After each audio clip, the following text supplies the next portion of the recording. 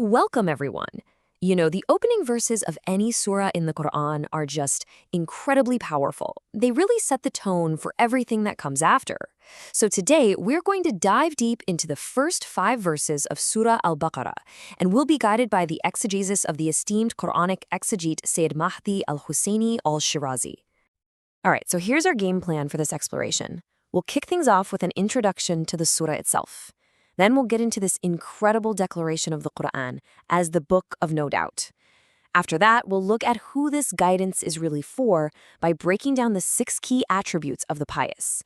And we'll wrap it all up by looking at the beautiful promise of success that's given to them. Okay, so first things first, let's set the stage. To really get the verses, we've got to understand the chapter they're in, right? So we're going to start with the basics of Surah Al-Baqarah, what its name means, when it came down, and its very unique, kind of mysterious opening. So, this chapter, Surah Al-Baqarah, it's what we call a Medinan surah. That means it was revealed after the Prophet's historic migration to Medina, a really foundational time for the community. And its name, the cow, it's not random. It actually points to a very specific story inside the surah, a story that's packed with important lessons and instructions. And right at the beginning, the surah hits us with this profound mystery.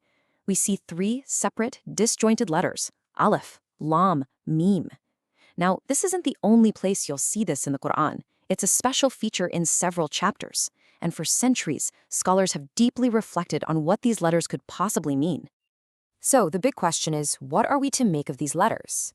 Well, according to Sayyid al-Shirazi's Tafsir, there are a few really compelling possibilities. One idea is that it's a kind of divine code, a secret known only to Allah and His Prophet. Another perspective is that it's a powerful challenge.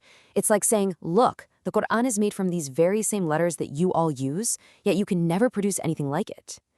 And then there's a third interpretation, which is even more profound, that these are actually letters from the greatest name of Allah. And the third idea? That's what's so beautifully highlighted here in this narration from Imam Sadiq, peace be upon him. He connects these letters directly to the power of supplication. The narration says that when the Prophet and the Imams use these letters to call upon Allah, their prayer is answered. It's an amazing thought, isn't it? It takes them from being just a mystery and turns them into a key. All right, so after that profound and mysterious opening, the surah makes a sharp turn, right into a statement of absolute, undeniable certainty. Let's dig into how the very next verse builds on this majestic start. Wow, this verse makes a declaration that you just can't miss. It starts with, "This is the book." By calling it the book, it's immediately establishing its unique, ultimate authority. See, it's not just a book, it is the definitive book. It's a source of guidance that is so complete, so perfect, that there is zero room for doubt. Okay, now here's something really fascinating from a linguistic perspective. In the original Arabic, the word used for this is actually dhalika, which usually means that, as in something far away. But this isn't a mistake at all. It's a deliberate, beautiful choice of words. Using that is a way of signaling its greatness and majesty, to show just how exalted and lofty the Qur'an's status truly is. So when you hear this powerful statement that this book is a source of perfect guidance, it naturally brings up a question, right? And it's a question the verse itself is about to answer. Okay, so who is this guidance for? Who are the ones that can actually tap into it and benefit from it? And this is where the Qur'an gets very specific. It makes it clear that its guidance isn't something you just passively absorb. No, it's meant for a particular group of people. People who are spiritually ready and prepared to unlock its full, life-changing potential. And that group is called al-Muttaqeen. Now, this term comes from the word taqwa, and it means so much more than just piety. It's really about a dynamic, active state of God consciousness. It's this constant awareness of Allah that pushes a person to stay away from major sins and to be really careful about anything that could cause them spiritual harm. And these are the people, they're the ones who are in the perfect state to receive and truly benefit from the Qur'an's guidance. There's a really great analogy that makes this crystal clear.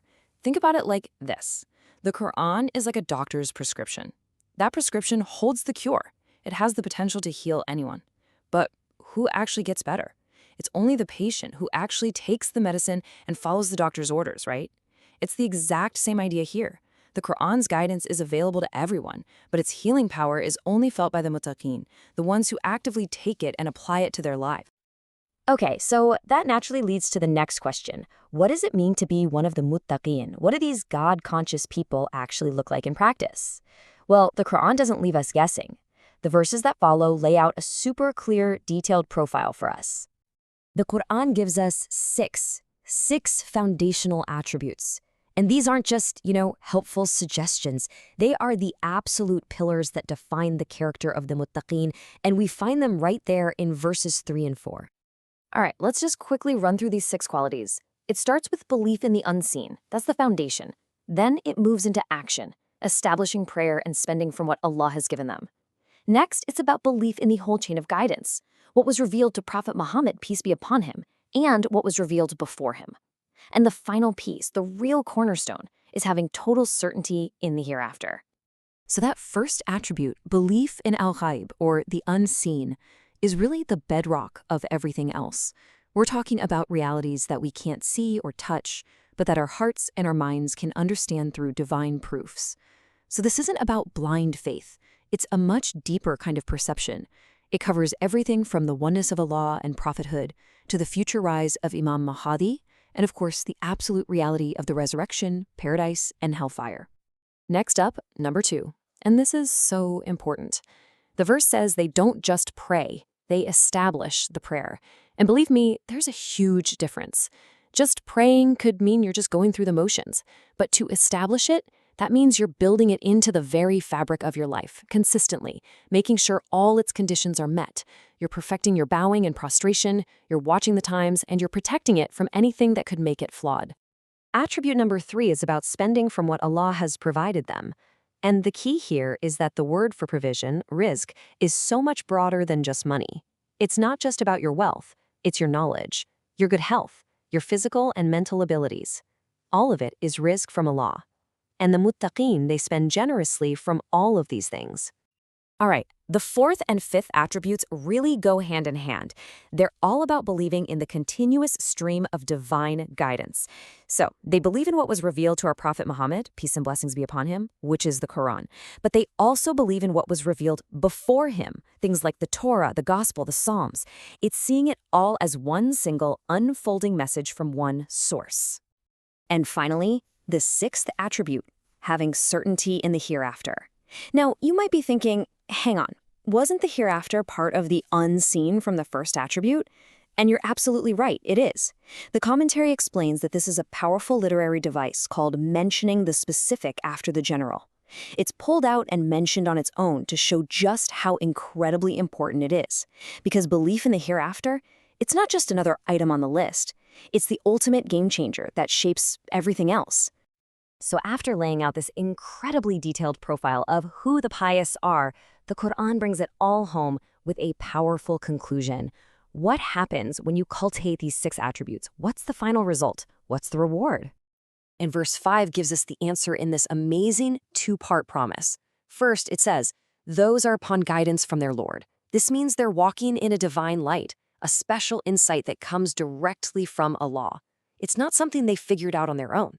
And the second part, and it is they who are the successful. That's a definitive statement. They are the ones who are truly successful, the real winners, achieving success not only in the next life, but here in this world too. And that really leaves us with something important to think about, doesn't it? Learning about these 6 attributes isn't just an academic thing. It's a real, practical roadmap for our own spiritual lives. So I guess the question we all have to ask ourselves is, how can we work on cultivating these qualities in our own lives? How do we take the Qur'an from being a book of words and turn it into a living, breathing source of guidance that changes how we live every single day?